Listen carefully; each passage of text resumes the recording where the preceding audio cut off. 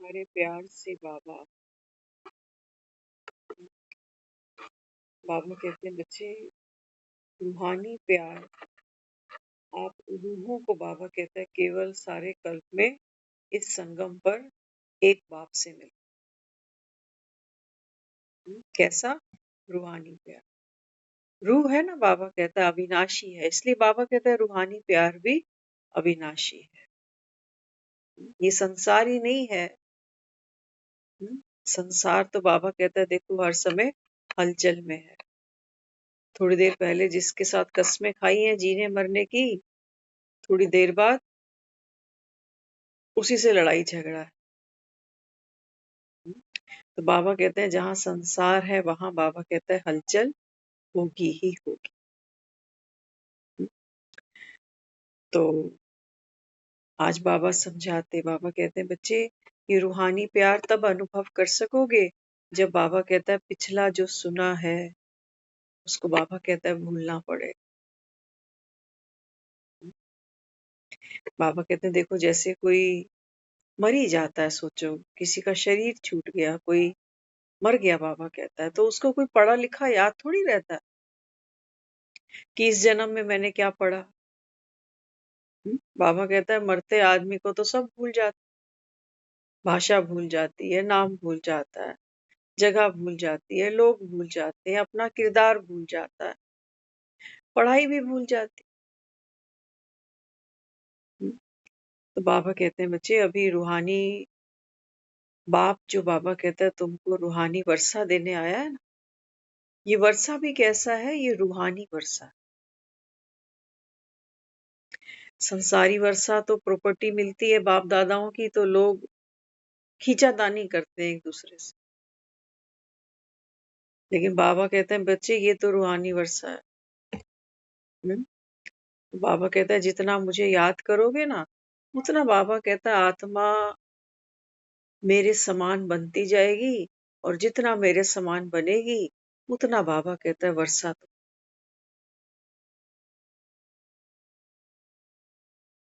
ये बाबा कहता है बच्चे ये गुप्त विधि है भगवान से अनंत असीम प्राप्तियों। हमने सबने भक्ति की, हम सोचते थे कि भगवान जो है ना वो तो जो नाम लेते हैं बस उनका प्यारा होता है। दुनिया लगी हुई है उसका नाम जपने में,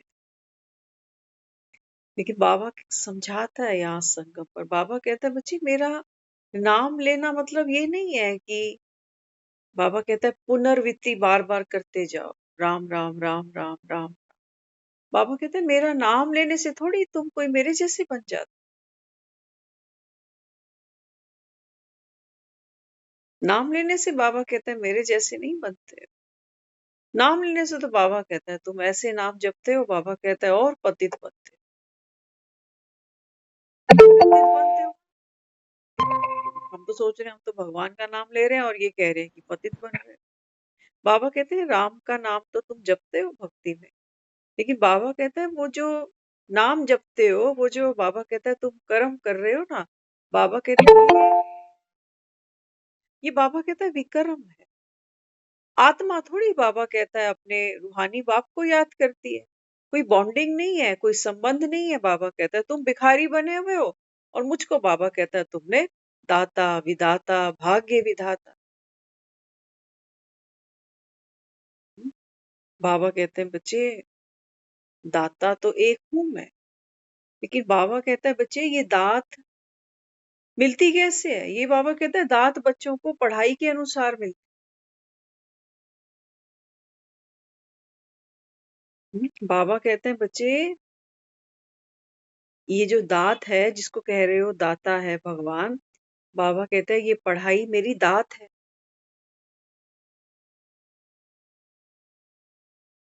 ले लो, बाबा कहता है भगवान की दात मिले और लोग कहें हमारे पास टाइम ही नहीं है, तो बाबा कहता है तुम्हारे जैसी किसी की तकदीर नहीं फूटी, सोचो। हम्म?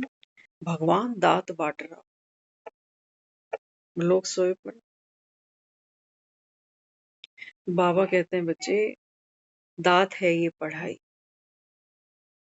विधाता बाबा कहते हैं बच्चे मैं विधाता कैसे हूं, तुमको विधान समझा रहा हूं मैं। सारा बाबा कहता है मैं सृष्टि के आदि मध्य अंत का बाबा कहता है तुमको ज्ञान दे रहा हूं, ये विधान तुमको समझा रहा हूं कि आत्मा कैसे इस कल्प के अंदर इस 84 के जन्मों के अंदर प्रवेश करती है, कैसे जन्म लेते लेते आत्मा अपनी वैल्यूज को, अपने सिद्धांत को, अपनी सेल्फ आईडी को खुद ही बाबा कहता है भूल जाती है और पतित बन जाती है। तो बाबा कहता है फिर मेरा भी कैसे पार्ट नूंद है, मैं भी आकर बाबा कहता है तुम सबको कैसे मास्टर भाग्य विधाता बना। बाबा कहता है बच्चे इस दुनिया में मैं किसी का भाग्य नहीं रचता, है ना। हम किसी का अच्छा भाग्य देखते हैं कि पैसे में खेल रहा है, अच्छे सुख इसको मिले हैं, सोचते हैं पता नहीं इसने क्या दान किया है और पता नहीं मैंने ऐसा क्या किया है जो भगवान मुझसे ही नाराज है, मुझसे ही दुखी है, मुझसे ही बदले ले रहा है। देखो हमारी वोकैबुलरी, हम भगवान के लिए भी वही भाषा यूज करते हैं जो हम दुनियादारी में दूसरे के लिए करते हैं। कह देते हैं कभी कभी एक दो को पता नहीं मुझसे कौन से जन्म का बदला ले रहा है। यही लैंग्वेज हम भगवान के लिए भी कह देते हैं कि पता नहीं मुझसे कौन से जन्म का वैर है भगवान का। हम्म? तो इसलिए बाबा क्या समझाता है, बाबा कहते हैं बच्चे भगवान जिसको तुमने दाता कहा ना, बाबा कहते हैं मैं संगम पर आकर दात बांट रहा हूं। लेकिन बाबा कहता है ये दात क्या है, ये दात है बाबा कहता है ये रूहानी पढ़ाई।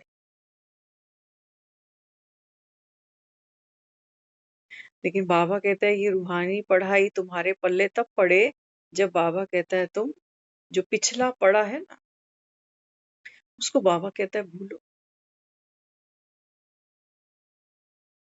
क्योंकि जो पिछला हमने पढ़ा, चाहे शास्त्रों के माध्यम से, चाहे किसी बुजुर्ग के ने हमको समझाया, या जो भी कुछ हम दुनिया में सुनते चले आ रहे हैं कि आत्मा जो है ना वो 84 लाख जन्म लेती है और भगवान तो कण कण के अंदर बैठा हुआ है। आत्मा जब शरीर छोड़ती है तो मर के फिर खरगोश, चीता, भालू, पता नहीं क्या क्या बनती है। भगवान ही हमारा भाग्य लिख रहा है, बचाने वाला भी वही है, मारने वाला भी वही है। तो बाबा कहता है वैसे मैं तुम्हारा उद्धार कैसे करूं। जब बाबा कह रहे हो तुम कण कण में भगवान बता रहे हो, तो बाबा कहता है फिर बुला किसको रहे।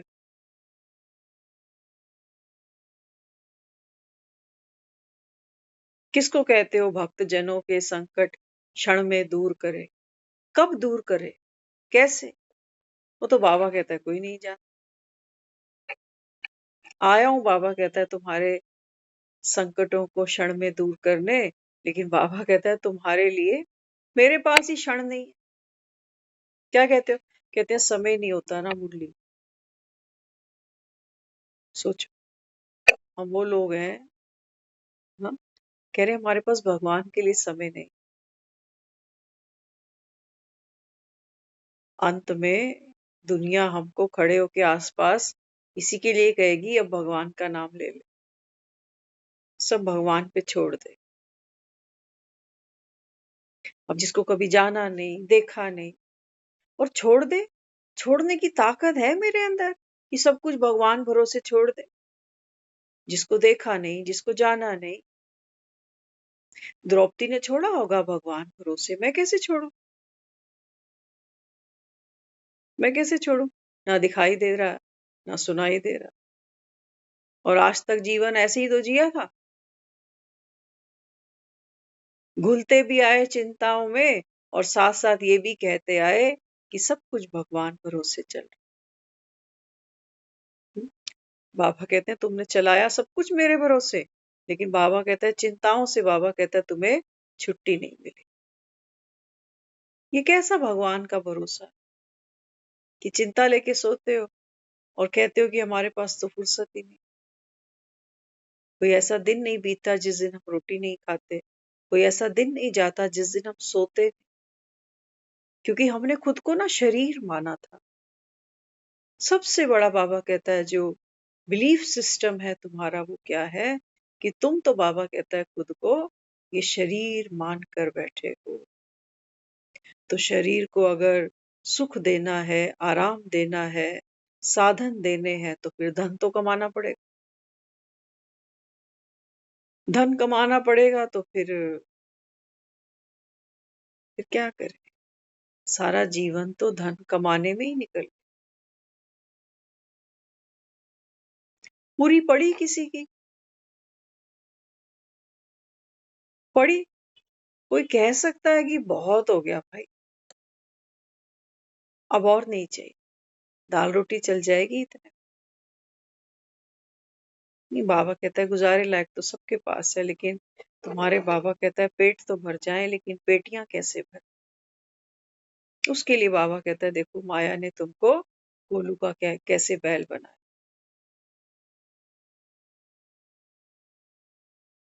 कैसा तुमको बाबा कहता है देखो माया ने गोलू का बैल बना।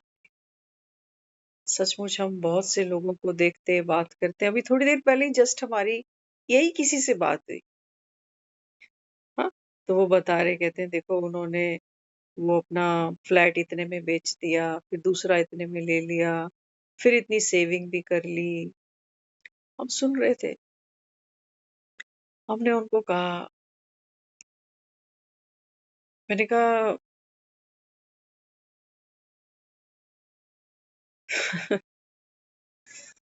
हाँ, देखो ये जो संसार है ना, इसमें हम आदमी की वर्थ निकालते कुछ ऐसे कि कितने पैसे वाली पार्टी है, कहाँ रहता है, क्या कमाता है। कहीं हम सुन रहे थे, उसने कहा कि कोई आपसे पूछता है ना कि क्या काम करते हो, तो उसके पूछने का मकसद यही होता है कि तू पहले काम बता, तेरा काम क्या है, उसी हिसाब से तुझे इज्जत मिलेगी। ठेला लगा दिया फ्रूट सब्जी का तो इज्जत वैसे ही मिलेगी। कहीं वकील है, कहीं डॉक्टर है, कहीं इंजीनियर है, तो इज्जत वैसे ही मिलेगी। चुनाव जीत गया तो इज्जत कुछ किसी और तरीके की मिलेगी, हार गया तो किसी और तरीके की मिलेगी। हम्म, तो बाबा यहाँ क्या समझाता? बाबा कहते हैं देखो माया क्या करती है, हर इंसान ये जानता है संसार में कि साथ कुछ जाता नहीं। क्या कहते? कहते साथ तो इंसान के अच्छे कर्म जाते। तो जितना हमको ज्ञान है अच्छे कर्मों के बारे में, उतने तो हम ज्ञानी हैं ही सभी। हम सोचते हैं अच्छा कर्म माना भक्ति करना, पाठ पूजा करना, मंदिर जाना, दान पुण्य करना, ये कुंभ नहाना, तो यथाशक्ति सब कर ही रहे। तो हम सोचते हैं ये मेरे जो कर्म है ना ये मेरे साथ चले। भगवान बहुत खुश होगा ये जानकर कि अच्छा 60 साल की उम्र में 40 साल रोज मंदिर गया ये जब से इसने होश संभाला। अरे वाह, मंदिर तो सुबह सुबह तू आ गया, शाम को कहाँ गया रोज? शाम को कहाँ गया रोज? ठेके की दुकान पे, जुआ घर में, क्या किया शाम को? हुँ? बाबा कहते हैं बच्चे यहाँ कोई भी आत्मा पावन नहीं है। तो पावन का मतलब समझ।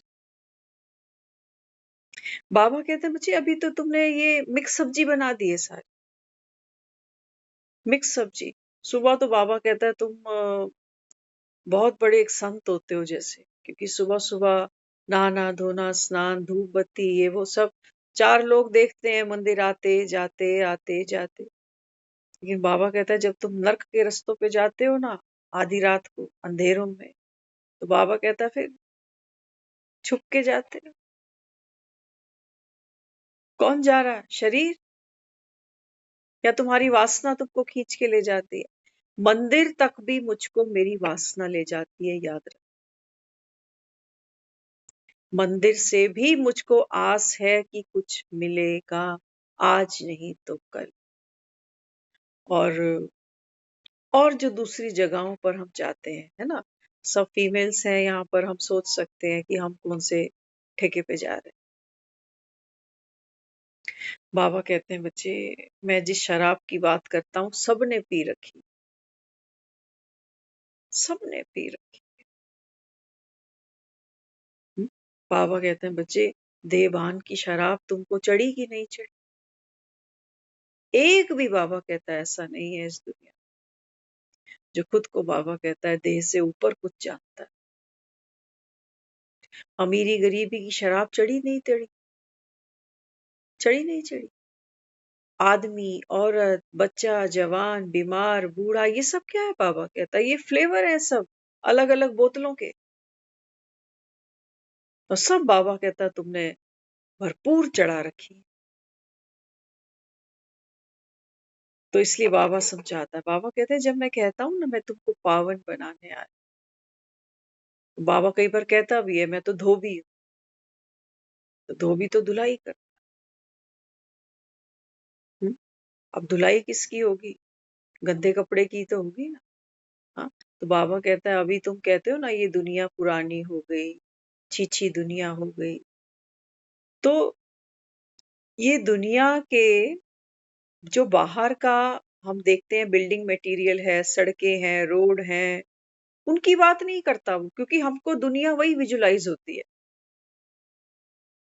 कि भूकंप आ जाएंगे, नेचुरल क्लैमिटीज आ जाएगी तो दुनिया नहीं बच जाएगी।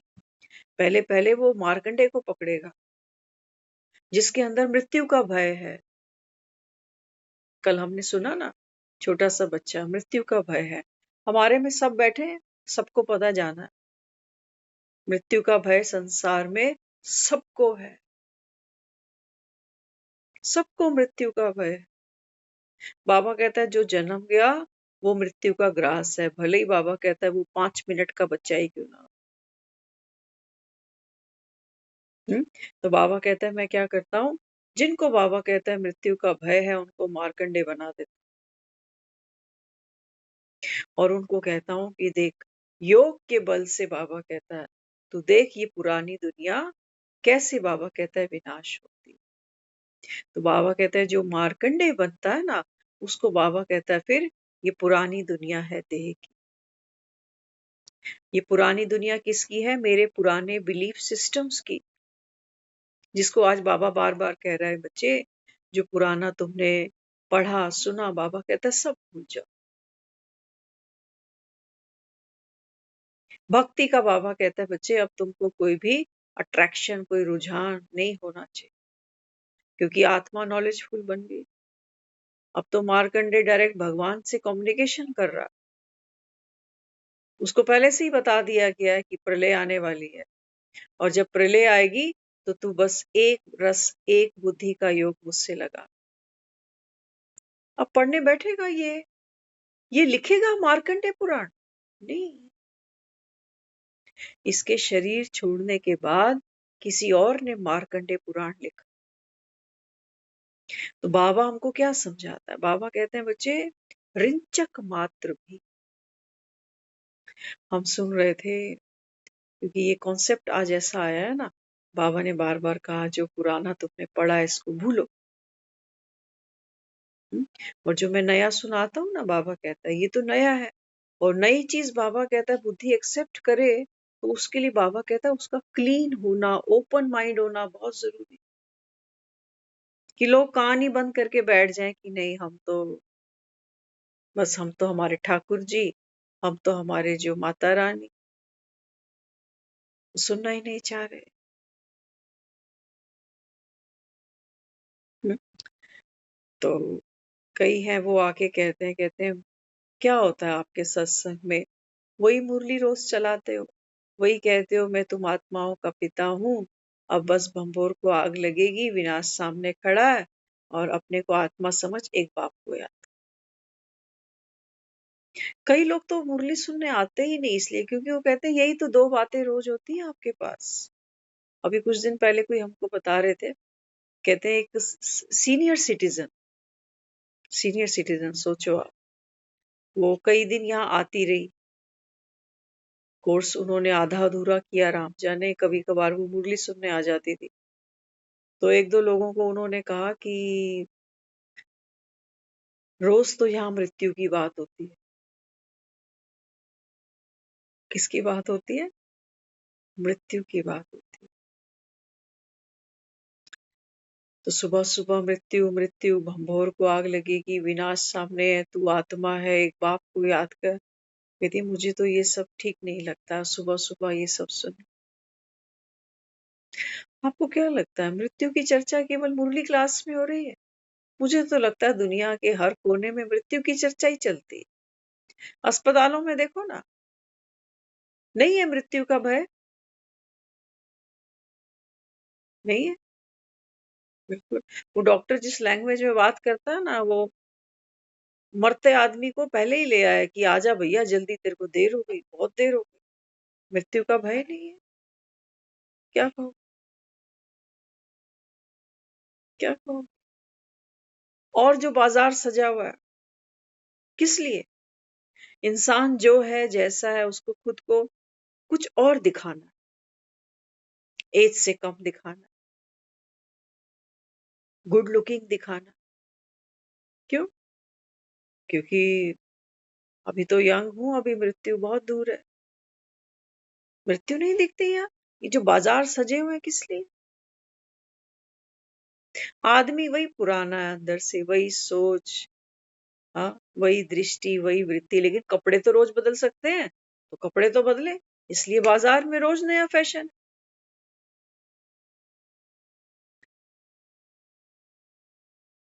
तो वो नहीं आते। वो कहते हैं यहाँ रोज, हम उस दिन बात कर रहे सभी बैठ के, तो कह रहे कि देखो, सीनियर सिटीजन और जीवन से इतना मोह है कि मृत्यु की चर्चा भी अच्छी नहीं। तो सोचो मृत्यु कितनी पेनफुल होने वाली, जिस चीज को आप सुनना भी नहीं चाह रहे, और ये भी पता है कि अचानक कुछ भी हो सकता है। अचानक कुछ भी हो सकता है। देखो तो सही घर में दवाइयों के डब्बे अपने, ये क्या है? ये मौत को दूर रखने का ही तो इंतजाम है, और क्या चीज होती है ये? और क्या है? दिखाई नहीं दे रही तुमको? सारा शरीर तो बयान कर रहा है कि समय नजदीक आ रहा है। सुन नहीं सकते हो, देख नहीं सकते हो, घबरा जाते हैं शीशे में देख, घबरा जाते। पता है क्या तसल्ली कैसे देते हैं खुद को? खुद को कोई छोटी मोटी बीमारी डायग्नोज होती है तो फोन करेंगे एक दूसरे को, कहेंगे उसको भी तो शुगर है, ठीक ठाक है, थोड़ी सी परहेज करो, टाइम से दवाई खाओ। क्या शुगर कोई बीमारी थोड़ी है?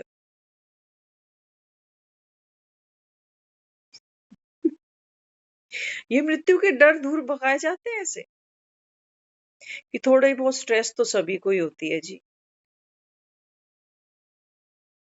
बाबा कहता है देखो ये कलयुग में बैठे हो। स्ट्रेस को भी बाबा कहता है तुमने गले से लगा लिया, डिप्रेशन को भी गले से लगा लिया, चिंताओं को बाबा कहता है गले से लगा के सोते हो। जिम्मेवारियां बाबा कहता है बच्चे वो तो बोझ बन गई तेरे पे, लेकिन बाबा कहता है उस पर भी जब मैं कहता हूँ। और बाबा जिस मृत्यु की बात करता है ना, ये तो वो मृत्यु नहीं है जो हम दुनिया वालों को देखते हैं। देखते हैं दुनिया वालों को, सबने चले ही जाना है एक ना एक दिन। बाबा कहते हैं बच्चे, संसार में दुनिया छोड़ने की तैयारी कोई करना नहीं चाहता। हम जाते थे एक तीर्थ पे, हमको कई बार वो बात यहाँ मैच करती दिखाई देती है। हम जब जाते थे दुनिया भर की बसेस वहां आते थे, और जब वापसी करते थे तो लोग वहीं गंदगी फेंकना, खा पी के वहीं छोड़ जाना। लेकिन हमें याद है हम जिनके साथ जाते थे ना, वो लास्ट में जब हम लोग फाइनली बस में बैठने वाले होते थे, तो मेरे और हम दोनों के हाथ में झाड़ू होते। वो कहते थे, कहते हैं जब हम आए हैं तो हमें जगह साफ मिली है ना, हमें गंदी जगह मिलती तो हमें क्या लगता है ऐसी जगह पे हम रहेंगे। तो अब हम जा रहे हैं तो ये जगह हमको साफ करनी है। सिर्फ यही नहीं कि जहां हम रुके थे, नहीं, जहां और बसेस के लोग भी थे, वो जगह भी वो साफ करते। अब ये जो बाबा हमें बार बार कहता है ना बच्चे भंगोर को आग लगेगी, सफाई करो, तो सफाई किसकी है? हमको कोई जमीन पर झाड़ू नहीं लगानी। कहाँ झाड़ू लगेगी? हम कह देते हैं मन पे। नहीं मन पे झाड़ू नहीं लगेगी। बच्चा है ना मन, तो बच्चे के हाथ पैर थोड़ी बांध दोगे। बच्चे के हाथ छोड़ो ना, ऐसे छोटे छोटे बच्चे के, तो हाथ पे ऐसे से थूक लगाता रहता है, मुंह में डाल, इसके हाथ बांध देंगे? छोटा बच्चा है ना वो। हम्म? तो बाबा यहाँ क्या समझाता है, हमारी जो मेडिटेशन है ना, मेडिटेशन, बाबा कहते हैं जब तुम बीमार होते हो ना, तो तुम कहते हो मेडिसिन ले ली, दवाई खा ली। कितनी जरूरत लगती है तुमको दवाई। अब डॉक्टर तो थोड़ी पुड़िया बांध के डॉक्टर को खा लोगे। डॉक्टर क्या देगा, अपनी शिक्षा अनुसार, अपनी सामर्थ्य अनुसार हमको दवाई देगा, तो हम दवाई खाते हैं। बाबा समझाता है, बाबा कहते हैं बच्चे ये जो तुम मेडिटेशन करते हो, हाँ, अभ्यास क्या है, अपने को आत्मा समझ के बाप को याद कर। तो हम क्या प्रैक्टिस करते हैं कि देह से उपराम मैं आत्मा अब अपने घर जाती, है ना। माना इस बस में बैठकर मैंने जो भी यहाँ खाया पिया सब, अब यहाँ पर कैसे जा रही हूँ, दुखी होके, रो कर पीट कर, कि मेरे पैसे का क्या करेंगे, बच्चों का मेरे क्या हो जाएगा, और मैं चली गई तो पता नहीं फिर भगवान मुझे कौन सी सजा, कौन सा स्वर्ग, कौन सा नर्क, ऐसे निकलेंगे यहाँ से। नहीं, यही तो हमारी प्रैक्टिस है। बाबा कहते हैं बच्चे ये जो मेडिटेशन है ये दवा किसकी है? बाबा कहता है आत्मा की। आत्मा, बाबा कहता है, अंदर घबराती है, डरती है कि शरीर छूटा तो, क्योंकि मन है ना अभी। हाँ, मन क्या कर रहा है, मन अभी इस ड्रामा के अंदर, मेरी जो स्क्रिप्ट है एज ए ममता, तो मन के अंदर वो सारी इंफॉर्मेशन, वो सारी स्मृति, वो सारे लोग अभी इमर्ज है। इनकी याद भी आती है, इनकी चिंता भी होती है, इनको छोड़ने का भी मन नहीं करता, क्योंकि प्यार मिलता है ना, तो कैसे छोड़ दे, है ना। तो बाबा कहते हैं जब तुम ऐसे जाते हो ना दुनिया से, तो बाबा कहता है आत्मा, बाबा कहता है पतित बनकर अगली यात्रा पे जाती है, क्योंकि छूटता सब कुछ है। लेकिन बाबा कहता है तुम दवाई नहीं खाते हो। ये जो मेडिटेशन है हमारी क्या है, हाँ, किस चीज की दवाई देता है बाबा? हम जो कह रहे हैं मैं आत्मा शांत स्वरूप हूँ, इसका क्या मतलब? सिर्फ यही मतलब निकाला इसका कि दुनिया में लोग मुझसे लड़ाई झगड़ा करेंगे, लेकिन मैं तो दुआएं दे रही। ठीक है, इनिशियल स्टेज पर समझ लिया इसका मतलब, लेकिन जब वो कह रहा है कि आप आत्मा साइलेंस, तो इसका मतलब क्या है? साइलेंस की शक्ति योग के बल से, बाबा कहते हैं। तो मतलब क्या है कि आज मैं आत्मा इतनी नॉलेजफुल हूं, कितनी, कि मन है ना वो, मन के अंदर वो सारी जो स्मृतियां हैं वो सब फीडेड है, कि ये मेरा घर, ये मेरा परिवार, ये ऐसा, ये वैसा, ये मेरी लाइक, ये डिसलाइक, ये मेरा सब कुछ बाबा। लेकिन जब आप रोज ये गोली खाते हो ना, तो बाबा कहता है फिर धीरे धीरे क्या होता है, मन की पकड़। आपने देखा होगा, छोटा बच्चा, कई बार मुझको बहुत याद आता है, कई बच्चे देखे छोटे छोटे से, है ना। छोटा बच्चा आप बेड पे लिटा दो ना उसको, तो उसके हाथ में एक वो झुनझुना सा दे दो, वो बजाता रहे, भले उसको प्रॉपर नहीं आता, लेकिन थोड़ा थोड़ा ऐसे ऐसे करता रहे। लेकिन आप देखो, जैसे ही बच्चे की आंख लग जाती है, उसको नींद आ जाती है, तो झुनझुना अपने आप साइड हो जाता है, उसको पता ही नहीं झुनझुना कहाँ चला है। वो तो बेचारे को नाम भी नहीं पता कि ये है क्या भला, है ना। तो बाबा कहते हैं बच्चे जब आत्मा भी अपनी, बाबा कहता है शांति की नींद में, तड़पते हुए नहीं। एक तो है कोई तड़प के दर्द में, कि शरीर का दर्द है, फिर और जो मानसिक पीड़ाएं हैं वो तो बहुत भयंकर है, सारी बताई भी नहीं जाती किसी, वो खुद ही भोगनी पड़ती। शरीर में कहीं दर्द है तो वो कोई ना कोई आके हाथ पांव दबा देता है, कोई दवा दे देगा, कुछ खिला पिला देगा, लेकिन जो अंदर मानसिक पीड़ा है वो, उसके लिए बाबा कहते हैं बच्चे, सिर्फ ये नहीं कि मरने की मेडिटेशन नहीं, बाबा कहता है सबसे पहले, बाबा कहता है ठीक से जीने की मेडिटेशन। ठीक से जीना अर्थात बाबा कहता है अपनी आत्मिक स्मृति में, बाबा कहता है स्वयं को अनुभव करके जीना। ये हमारा पुरुषार्थ है। पुरुषार्थ का मतलब क्या? हुँ? मन क्या करेगा? मन कहेगा अभी तक तो मैंने अव्यक्त वाणियाँ पूरी नहीं पढ़ी, अभी तक तो मेरी जो मुरली आ रही है वो उसको रिवाइज़ ही नहीं कर पाता, सुबह मेरी आँख ही नहीं खुलती। तो हमको डूइंग में ये पुरुषार्थ दिखता है कि मैं रोज़ नहीं करता हूँ, बाबा तो रोज़ कह रहा है करो।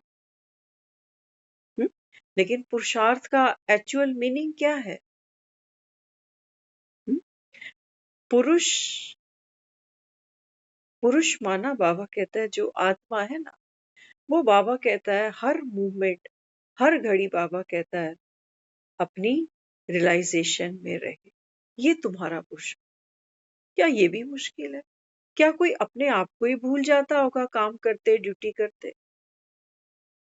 क्या हम दफ्तर जाते हैं काम करने, भूल जाते हैं अपने घर को, परिवार को, अपने स्वयं को, कौन हूँ, माँ-बाप कौन है, घर कहाँ है, बच्चे कौन? भूल जाता है काम करते समय। नहीं भूलता ना। तो बाबा कहता है देखो, देह का भान तुम्हें कितना पक्का याद। और बाबा कहता है देह का भान याद है तो मतलब चिंताएं याद हैं। देह का भान तो बाबा कहता है बच्चे जी का जंजाल है। और जब मैं तुमको कहता हूँ, देखो बाबा क्या करता है, हम कई बार कहते हैं ना कि बाबा ने क्या किया, जैसे कृष्ण ने सुदामा के पांव में चुभे हुए कांटे को निकाला। हम्म, कहानी सुनी ना आपने, कथा सुनी। अब बाबा कहते हैं तुम चेक करो, ये 5 फीट का, 6 फीट का ये शरीर हमारा। पहले दिन बाबा क्या कहता है, ये बहुत बड़ा कांटा है ये। बाबा कहता है तुम खुद को शरीर ही मान कर बैठे हो। बाबा कहता है तुमको चिंता भी शरीरों की होती है, बेटों की, बेटियों की, बच्चों की, धन की, संपदा की, है ना? तो बाबा पहले दिन आके क्या करता है? बाबा हमें कहता है बच्चे, तू ना ये शरीर नहीं है। बताया ना ब्रह्मा बाबा का जो 14 साल का जो दिखाया अभ्यास क्या था, कि ये भी आत्मा है, वो भी आत्मा है, ये भी आत्मा है, वो भी आत्मा, दीवारों पे लिखते थे। तो बाबा क्या कहता है? बाबा कहते हैं जब मैं आपको पहले दिन आकर कहता हूँ कि आप शरीर नहीं हो, आप कौन हो? स्टार, है ना? अब मन को क्या है? मन की आदत है। मन पूरा जीवन शरीरों को ही देखता है। हम किसी का नाम लेंगे ना तो सबसे पहले उसका चेहरा ध्यान आता है कि अच्छा उसकी बात हुई, है ना? तो हमने एक दूसरे को पहचाना कैसे है? चेहरों से पहचान। क्योंकि साकार दुनिया है ना, साकार दुनिया में तो फिर ऐसे ही पाठ चलते हैं, है ना? तो बाबा ने क्या किया? देह का जो कांटा था, उसको एक कांटे से कैसे निकाला? बाबा ने हमको कहा स्टार हो तू। तो जब मन को स्टार पता चला, तो फिर क्या विजुलाइज किया? जैसे आसमान में सितारे चमकते हैं, ऐसा हूं मैं, है ना? अच्छा, फिर बाबा ने क्या कहा? फिर बाबा ने कहा नहीं नहीं नहीं नहीं, स्टार नहीं, बाबा कहता है बिंदी। देखो कितना हमको शरीर से स्टार पे ले आया, स्टार से फिर बिंदी पे ले आया। अब बिंदी कैसी है? बिंदी की कोई शेप है? कोई शेप नहीं है बिंदी की। तो बाबा ने क्या समझाया? बाबा कहता है अब देखो तुम्हें कितना लाइट कर दिया मैं, तू शरीर भी नहीं, स्टार भी नहीं, बाबा कहता है तू आत्मा, बिंदु, बाप समान। तो ये बाबा हमारे साथ में वही कर रहा है जो हम कहानियों में सुनते चले आए। लेकिन हम प्रैक्टिकली इस चीज को अपने जीवन में यूज नहीं करते। हमारे लिए ज्ञान का मतलब इतना है कि खोपड़ी में बातें याद रहे ताकि हम सुनाते जाएं किसी को। बाकी हम सारा दिन में ना तो खुद को आत्मा रियलाइज करते हैं, ना ही घर वालों को करते हैं, ना किसी दूसरे तीसरे को करते हैं। और सचमुच अगर करोगे ना, आप महसूस करोगे थोड़ी देर पहले हमने किया इसको। हाँ, सारे बैठे थे और टॉपिक चल रहे थे जिसके जो है मन में, है ना, सब देह देह के भान में होते हैं तो वही सब बातें निकल निकल कर आती हैं। हम जो कर रहे थे, मैंने कहा बाबा हम तो कुछ और ही हैं, हम भीड़ का हिस्सा नहीं है ना। बाबा ने कहा चल देखता हूँ तू अपनी स्थिति फिर कैसे संभाले, है ना। इनकी बातों के प्रभाव में आकर थोड़ा सा अंदर से मूड्स खराब करके फिर हो सकता है तेरे बोल भी बिगड़ जाएं, तेरी शक्ल भी बिगड़ जाए। बाबा कहते हैं मैं देखता हूँ तुझे क्या करता है तू। तो जब वहां ध्यान लगा ना कि बाबा मुझे कह रहे हैं मैं देखता हूँ, तो बाबा के साथ बुद्धि लग गई। फिर ये हाँ क्या हो रहा है, ये क्या कर रहे हैं, तो क्या रिएक्शन करूं नहीं करूं, मस्त। हमारा पुरुषार्थ, हम माहौल नहीं बदल सकते उठकर। हम लोगों को ये नहीं कह सकते कि अरे क्या टीवी पे चला रखा है तुमने कचरा सा, क्या तुम सारा दिन बातें करते हो, क्या ये सब चला रखा है झमेला सा। नहीं, बाबा कहता है कीचड़ के बीच में, बाबा कहता है बच्चे तू कमल है, तेरी शोभा इसी से है कि तू कीचड़ के बीच में बैठा। बाबा कहते हैं ना मुरली में, बाबा कहते हैं बच्चे मैं तो निंदा नहीं करता, भक्ति की भी नहीं करता, शास्त्रों की भी नहीं करता, अज्ञानियों की भी नहीं। और हम अच्छे ज्ञानी बन रहे हैं।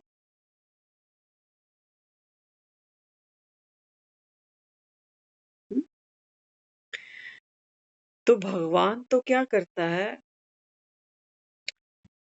भगवान का काम क्या है, संगम पर जैसे अलार्म बजता है ना घड़ियों में, सोचो भगवान बस एक अलार्म ही है ना। पुराने टाइम में घड़ियां आती थी ना, उनमें हम लोग अलार्म लगाते थे। वो अलार्म एक बार बजता था, एक बार बजता था, भले ही लंबा बजता होगा, 1 मिनट पूरा। लेकिन ऐसा नहीं है कि 5 मिनट रुक के 15 मिनट रुक के फिर बज रहा है, फिर बज रहा है, फिर बज रहा है। टेक्नोलॉजी बदल गई, आज अलार्म रिपीट होते हैं हर 3 मिनट में, जैसे ही आप सेटिंग करो। तो बाबा कहते हैं बच्चे आत्माएं इतनी अज्ञान में, बाबा कहता है सोई हुई है कि तुम सोचते हो कि बस आ गया ब्रह्मा के तन में, बोल गया कि भी मैं ही हूँ और दुनिया जाग जाए। बाबा कहते हैं नहीं, ये डीठ है, सारे कुंभकर्ण है, ये मानेंगे ऐसे, नहीं सुनेंगे। बाबा कहता है, तो बाबा कहता है मैं भी क्या करता हूँ फिर, रोज रोज बाबा कहता है ये अलार्म भरता हूँ, है ना। वैसे तो क्या होता है, कोई आवाज रोज रोज सुनते हैं ना तो बोरियत होने लगती है, तो लोग सो जाते। लेकिन भगवान जो मुरली चला रहा है ना, ये सुलाने के लिए नहीं है, ये जगाने के लिए। भगवान बहुत मीठा है और ये जागरण बहुत मीठा है, ये मरजीवा बनना बहुत मीठा है। लेकिन ये हमको अच्छा नहीं लगता। क्यों? क्योंकि हमारी जीभ पर नमक रखा,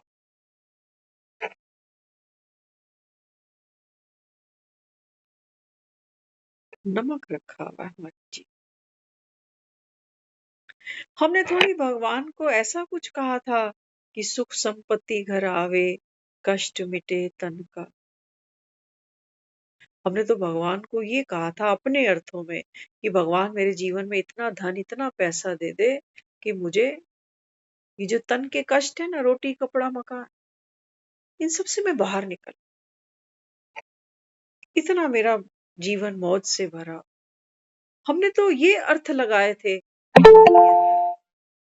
लेकिन उसने तो आके इसका नाक नक्शा ही बदल दिया। वो कह रहे नहीं, इसका मतलब मैं समझाता हूँ तुमको, सुख संपत्ति घर आवे। पहले तो बाबा कहता है बच्चे सुख संपत्ति को पहचानो।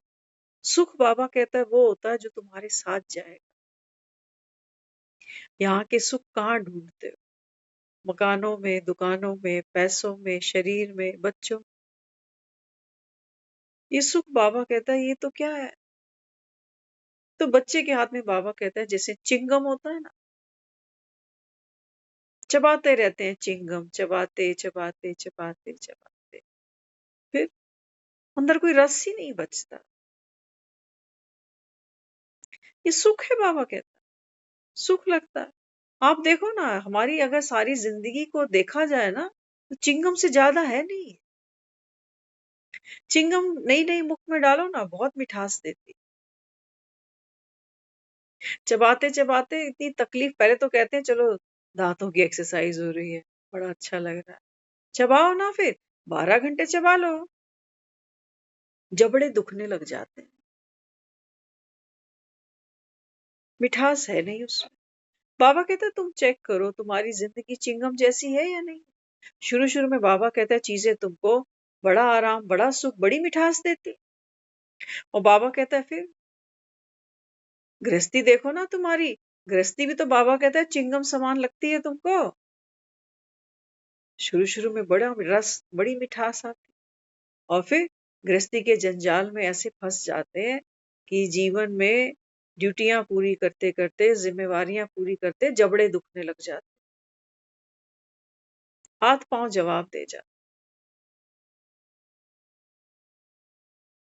बाबा कहते हैं बच्चे असली सुख तो पहचान लो, और मांग कौन रहा है? बाबा कहते हैं मांग तुम देहधारी रहे हो, तुमको पता है एक दिन तो मरना है मुझे। तो बाबा कहता है बच्चे मैं तो बाबा कहते हैं मैं तो रूहानी बाप हूं ना तुम्हारा।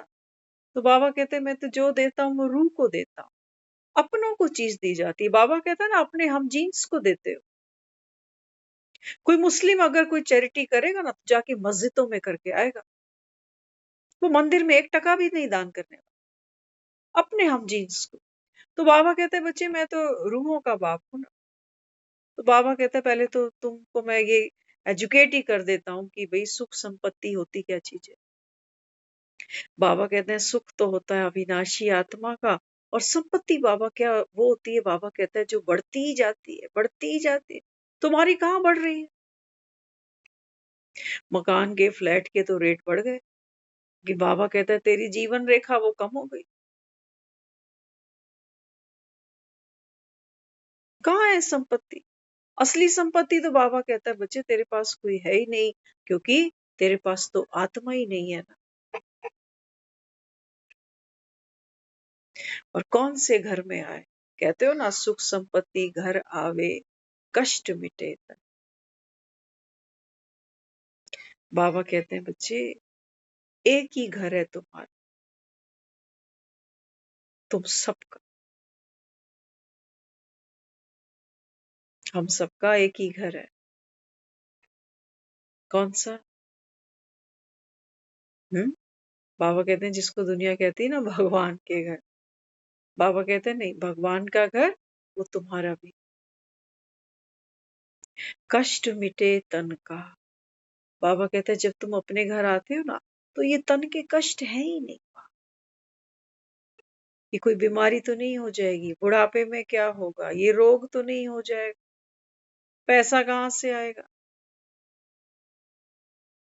बाबा कहते हैं वो जो तुम कांपते हो ना बीमारी मृत्यु के भय से, वो पीछे बाबा कहता है वो जो तुमने फिरकियां घुमाई सारी, मैं और मेरे वाली, बाबा कहते हैं वहां कोई कीचड़ पट्टी नहीं, जिसको कहते हो भगवान का। लेकिन वहां जाने से डरते भी हो, वहां जाने से डरते भी हो, क्यों? क्योंकि ये तुमने सुन रखा है कि भगवान के घर तो कौन जाता है? हुँ? कौन जाता है? जो दुनिया छोड़ जाता है।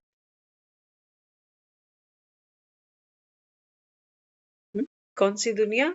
बाबा कहते हैं बच्चे ये दुनिया जहां तुम बैठे हो ना, बाबा कहते हैं इस दुनिया में अब बाबा कहता है सिवाय महाभारत की लड़ाई के अब और कुछ शेष बचा नहीं। लेकिन हाँ, माया नगरी है तो लोग फंसे हुए हैं, देख रहे हैं दिल्ली का सीएम कौन बनने वाला। उनकी तो नींद हराम हुई पड़ी है, लेकिन जनता जनार्दन भी कोई कम नहीं है। ये भी ये चाहती है कि पहले हमें पता चले ताकि हम तसल्ली से सो सके कि कौन बन रहा है सीएम। आज तक कितने बने, कितने निकल गए। हमारी लाइफ तब भी वैसी थी, आज भी वैसी। बदला कुछ हमारे निजी लाइफ में? कुछ भी नहीं बदला। इसलिए बाबा बच्चों को बार बार समझाता है। बाबा कहते हैं बच्चे, see no evil, hear no evil. बाबा ने तो एक मुरली में भक्ति की जो शास्त्रों में हम कथा कहानियां सुनते हैं ना, इसको भी बाबा ने इविल बोल दिया था। कई लोग कहते हैं नहीं, हम सारा दिन टीवी पे पता क्या देखते हैं, धार्मिक सीरियल आते हैं वो देखते हैं, कथाएं आती है ना वो सुनते हैं। हम कोई सीरियल नहीं देखते, हम कोई समाचार नहीं सुनते। बाबा कहते हैं बच्चे, तुम्हारी बुद्धि तब भी भ्रष्ट ही होगी, तब भी भ्रष्ट हुई। क्यों? क्योंकि बाबा कहता है सिवाय इस रूहानी ज्ञान के और तो बाबा कहता है इस संसार में कुछ भी सात्विक प्योर है ही नहीं। जो बाबा कहता है, जिसको कहते हो ना भगवान के मुखारविंद से, तो बाबा कहता है देखो, अपने ही मुख से बाबा कहता है मैं आकर तुम सब आत्माओं को, तुम्हारी, बाबा कहता है, आज भी बाबा ने 3 पग पृथ्वी की बात की, रोज ही करे जा रहा है ना। बाबा कहते हैं बच्चे, 3 पग पृथ्वी दान दे दो बाप को, ताकि बाबा कहता है रूहानी हॉस्पिटल खुले, रूहानी पाठशाला खुले, ताकि बाबा कहता है कितनी आत्माएं आकर ज्ञान सुने तो उनका बेड़ा पार हो जाए। हम सोचे कि हमारे पास कहाँ 3 पग पृथ्वी पड़ी है बाबा, हम तो खुद 2 कमरों में 6 लोग रह रहे हैं। दिल छोटा करने की बात नहीं। बाबा कहते हैं बच्चे, मैं जो 3 पग पृथ्वी तुमसे मांगता हूं ना, वो सबके पास पड़ी है, सबके पास पड़ी। कौन सी 3 पग पृथ्वी है? बाबा कहता है तुम्हारी मनसा, तुम्हारी वाचा, तुम्हारी कर्म। यहीं से बाबा कहता है बच्चे, यही चलती फिरती रूहानी हॉस्पिटल भी है, यही बाबा कहता है चलती फिरती रूहानी पाठशाला भी है। यहीं से बाबा कहता है बच्चे, बाप की प्रत्यक्षता हो जाएगी। इतना ही दे दो, इतना ही दे दो बाबा। लेकिन दे कैसे? इसलिए बाबा अपने को क्या कहता, बाबा कहते हैं जो तुम ज्ञान सुनते हो ना, सोचता स्वरूप नहीं बनो कि बाबा ऐसे भी कहता है, वो भी कहता है, ये भी समझाता है। बाबा कहते हैं सोचता स्वरूप नहीं बनो, बाबा कहता है अब इसका वास्तविक स्वरूप बन जाओ। एक हम सुन रहे थे, एक युवक था, 10 साल की उसको जेल हो गई, 10 साल की जेल हो गई। तो जब 10 साल के बाद जब उसकी रिहाई हुई ना, तो वो इस बीच में क्या करता रहा, अपने घर पे चिट्ठी लिखता रहा। उसको किसी चिट्ठी का कोई जवाब नहीं मिलता। तो सोचने लगा, कहते हैं कि मेरे घर वाले कैसे हैं देखो, चलो मानता हूँ इनको लिखना पढ़ना नहीं आता, कम से कम एक पड़ोसी से ही 2 लाइनें लिखवा दे, भेज देते, लेकिन नहीं भेजा। तो जब उसकी जेल से रिहाई हुई ना, तो उसने जो अंतिम चिट्ठी वहां अपने घर पे पोस्ट की, वो पोस्ट की कि मैं फलानी ट्रेन में, क्योंकि मैं रिहा हो रहा हूँ, इस ट्रेन में बैठ करके मैं गांव की तरफ आ रहा हूँ और सुबह इतने बजे मेरी ट्रेन गांव से लगेगी। लेकिन लेकिन मैं उस स्टेशन पर उतरूंगा तब वो जो गांव के बाहर पेड़ है ना बरगद का, उस पर जब एक सफेद झंडी तुम लगा जाओगे ना, अगर वो झंडी लगी हुई मुझे दिखेगी तो मैं उतर आऊंगा। अगर वो झंडी मुझे नहीं दिखी ना, तो मैं उस स्टेशन पे नहीं उतरूंगा, फिर मैं दुनिया में गुम हो जाऊं, फिर ढूंढे नहीं मिलूंगा। तो वो ट्रेन में चढ़ गया। जब ट्रेन में चढ़ा तो साथ में उसके एक और था, वो कवि था। तो बातचीत हुई उससे, कौन हो, कहाँ जा रहे हो, उसने बताया। तो जब उसका वो गांव का स्टेशन नजदीक आने लगा ना, तो कवि को उसने क्या कहा, कहते माफ करना, मुझे थोड़ा सा ना खिड़की की तरफ बैठने दो। तो कवि ने कहा हाँ हाँ क्यों नहीं, बैठो। तो कहने लगा कि कोई खास वजह है अभी खिड़की की तरफ बैठे हो? तो बताने लगा, कहते हैं कि ऐसे ऐसे मैं इतने सालों बाद गांव जा रहा हूँ, तो है तो मेरे घर वाले, मेरे ना गांव के बाहर एक पेड़ आएगा, उस पेड़ पे मुझको देखना है कि कोई सफेद रंग की झंडी लगी है कि नहीं लगी। अगर लगी होगी तो मैं उतरूंगा, नहीं तो नहीं उतरूंगा। इतनी बात करते करते ना उसकी आंखों में आंसू आ गए जैसे। तो जब आंखों में आंसू आते हैं ना, तो सामने चीज दिखाई नहीं देती, है ना। तो कवि को कहने लगा, कहता है कि आप ऐसा करो ना, आप इस खिड़की पर आकर बैठो, क्योंकि मैं तो भावनाओं से भर गया हूँ, मेरी आंखें तो अभी झर रही हैं जल से, आंसू आ रहे हैं, घर वालों की याद आ रही है, मन में डर है, झंडी नहीं हुई तो, आस है कि हुई तो मैं तो देख ही नहीं पाऊंगा। तो कवि को कहने लगा कि आप आ जाओ खिड़की की सीट पर और मुझे बता देना कि यहाँ कोई झंडी है या नहीं। तो कवि की तो आंखें बिल्कुल कोरी थी। तो जैसे ही वो स्टेशन नजदीक आया, तो कवि उसको कहने लगा, कहते हैं ये जो पेड़ सामने आया, इस पे तो पत्ते नहीं दिखाई दे रहे, सिर्फ झंडियां ही झंडियां दिखाई दे रही हैं सफेद रंग। खुशी में इतना वो फूला नहीं समाया। गाड़ी रुकी, वो उतर गया।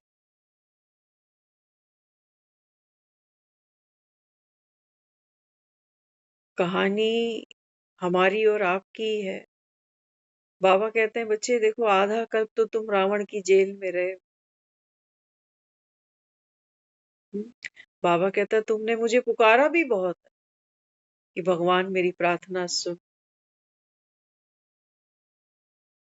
पुकारा ना, हमने बहुत चिट्ठियां भेजी उसको, लेकिन हमें किसी भी चिट्ठी का कोई जवाब नहीं मिला। बाबा कहते हैं बच्चे, अब जब तुमने ट्रेन पकड़ ली, तो तुमको डाउट है कि भगवान मुझसे प्यार करता है कि नहीं करता। कहीं मेरे कर्मों को लेके तो नहीं बैठ जाएगा, कहीं मेरे घर वाले ये तो नहीं सोचेंगे ना, आ तो जेल से ही रहा है, क्या इसका स्वागत करें हम, जेल से जो आ रहा है।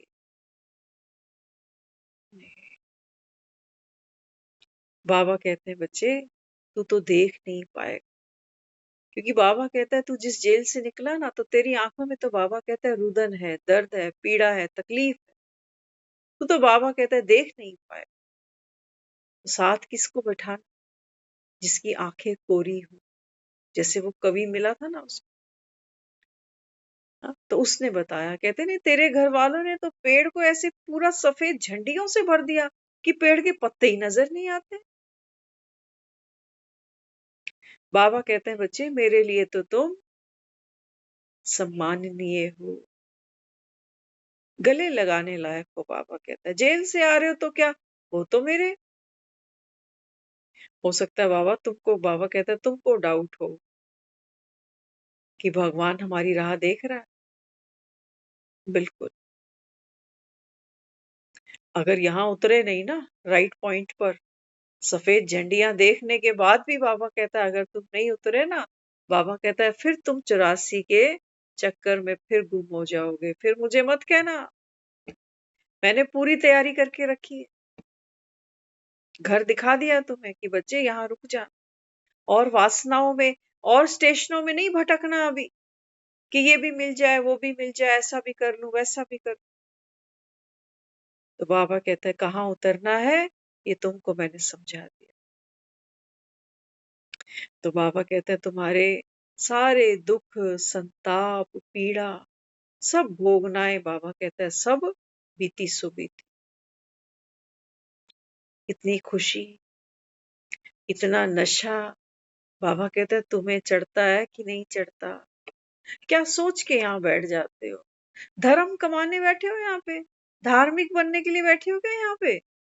नहीं, ये भी मन के ऊपर एक बोझ है कि मैं बहुत बड़ा धार्मिक बन गया। नहीं, कोरा मन पता है किसको कहा? मन जब कोरा होता है ना तो मर जाता, नहीं तो मन बोलता ही रहेगा। मन कहेगा अरे मेरे जैसा तो कोई भाग्यशाली ही नहीं। कभी कभी मन कहेगा अरे मेरे जैसा तो कोई पापी ही नहीं। बाबा कहता है बच्चे एक झाड़ को देखो, एक झाड़ है, बाबा कहता है पतझड़ में, वही बाबा कहता है देखो कोई पत्ता नहीं, कोई फल नहीं, कोई फूल नहीं। और बाबा कहता है बसंत आता है, उसी झाड़ को देखो तो लदी पड़ी है, बाबा कहता है वो फूलों से, फलों से, पत्तों से, डालियों से, टहनियों से झूल रही है। बाबा, ये बाबा कहता है तुम्हारा सत्य है। वो वक्त बीत गया, अब बाबा कहता है ये वक्त आ गया। तो वक्त के साथ चलना ये समझदारी है, और इतने समझदार तो बाबा ने हम सबको बना ही दिया। पुराने लोग कहते थे, कभी कभी एक बात उनकी याद आती थी।